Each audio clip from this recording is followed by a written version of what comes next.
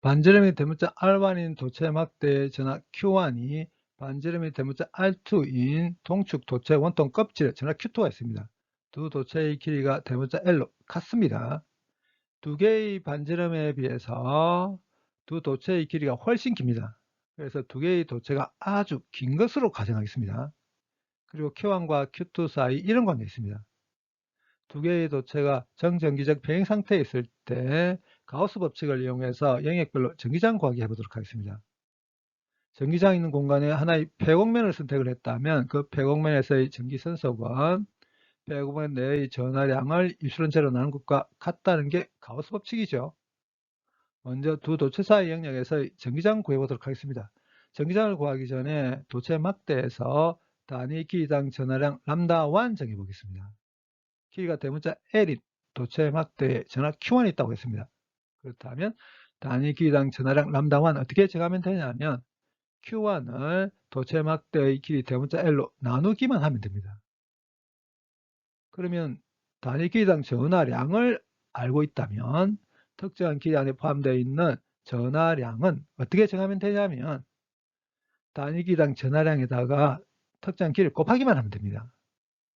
가우스 법칙을 이용해서 전기장을 구할 때 제일 먼저 해야 될 게 뭐냐면 목적에 맞는 적절한 폐곡면을 선택을 해야 됩니다. 근데 지금 활용하는 게 뭐냐면 중심축으로부터 R만큼 떨어진 점, R만큼 떨어진 점, R만큼 떨어진 점, R만큼 떨어진 점 혹은 이렇게 중심축으로부터 R만큼 떨어진 점, R만큼 떨어진 점, R만큼 떨어진 점, R만큼 떨어진 점들에서 전기장 구하려고 합니다. 특수한 형태의 평면 선택해야 됩니다. 길이가 소문자 L인 원통 형태 폐곡면 선택하겠습니다. 이 원통 형태 폐곡면을 세 부분으로 나누겠습니다. 윗면을 1, 측면을 2, 그리고 아랫면 3이라고 하겠습니다.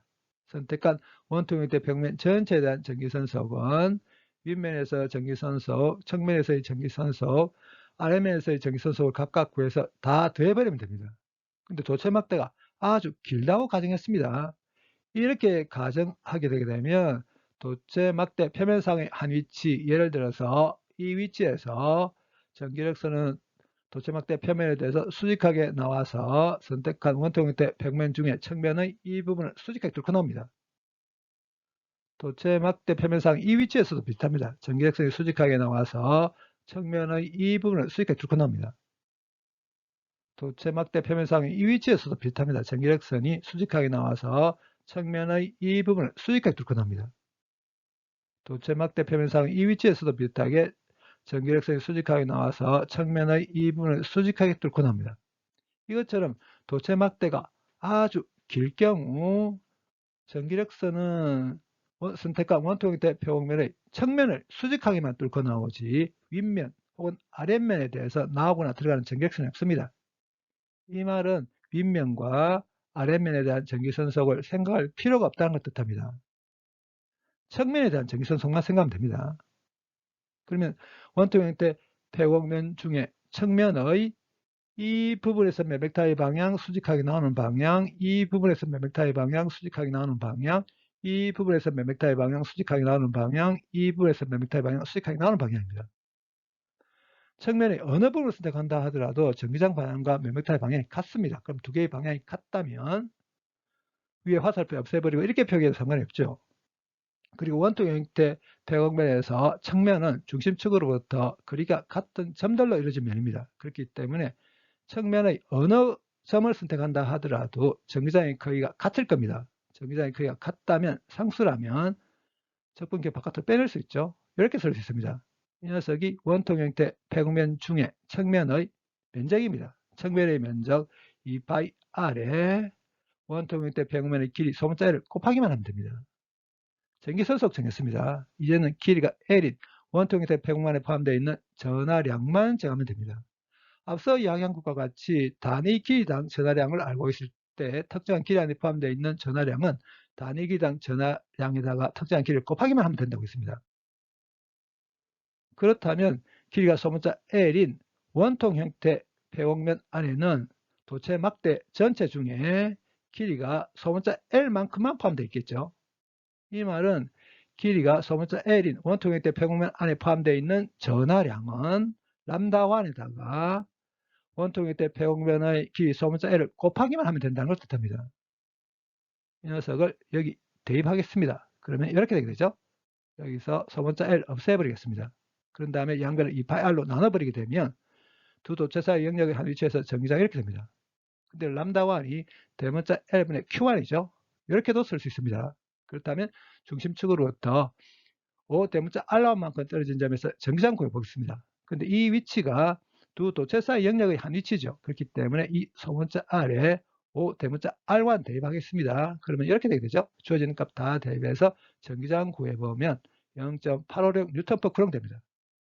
두 도체 사이 영역에서 전기장이 어떻게 형성되냐 하면 이렇습니다. 이렇게, 이렇게, 이렇게, 이렇게, 이렇게, 이렇게 형성됩니다.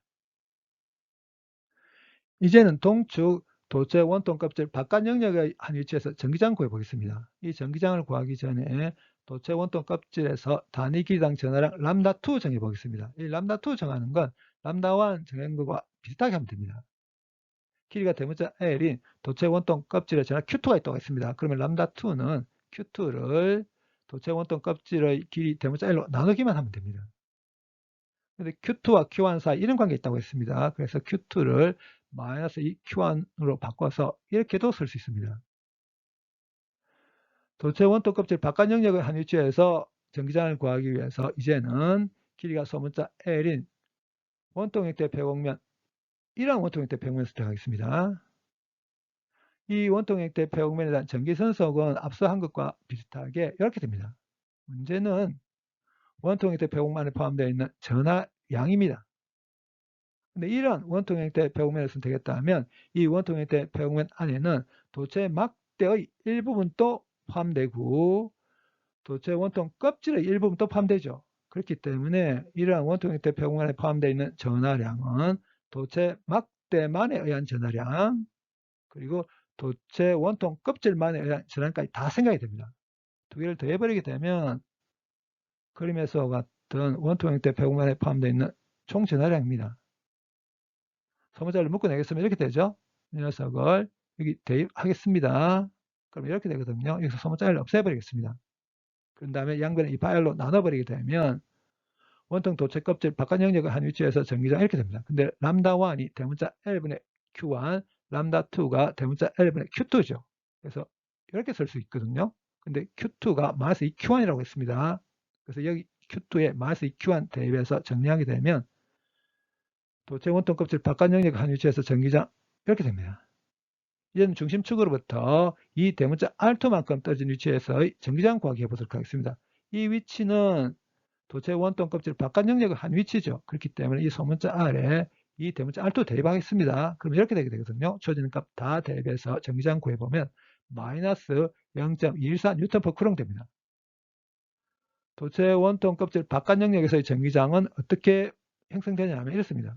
중심으로 향하는 방향, 중심으로 향하는 방향, 중심으로 향하는 방향, 중심으로 향하는 방향, 중심으로 향하는 방향, 중심으로 향하는 방향입니다. 앞에서는 두 개의 도체가 정전기적 평행 상태에 있을 때 영역별로 전기장 구하기를 했습니다. 도체가 정전기적 평행 상태에 있게 되면 도체 내부에서의 전기장 항상 0입니다. 그렇기 때문에 도체 막대 내부에서의 전기장 0, 비슷하게 도체 원통 껍질 내부에서의 전기장도 0입니다.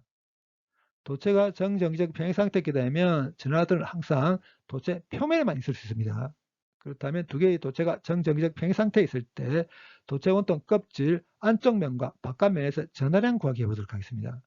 이 전하량을 구하기 위해서 정전기적 평행 상태에 있는 도체 원통 껍질 내의 길이가 대문자 L인 원통 형태 폐곡면 선택하겠습니다.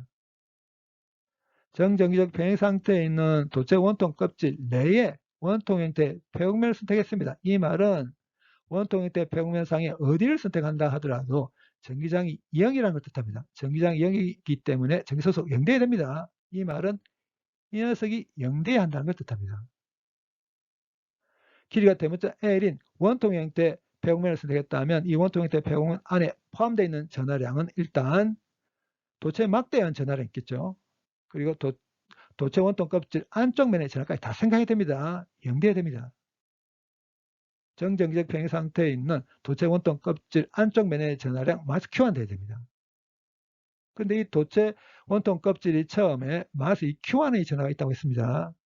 정정지적 평행 상태가 돼서 마이너스 2Q1의 전하 중에 마이너스 Q1이 도체 원통 껍질 안쪽 면에 있게 됩니다. 그렇다면 나머지 마이너스 Q1의 전하가 도체 원통 껍질 바깥면에 있게 되게 될 겁니다.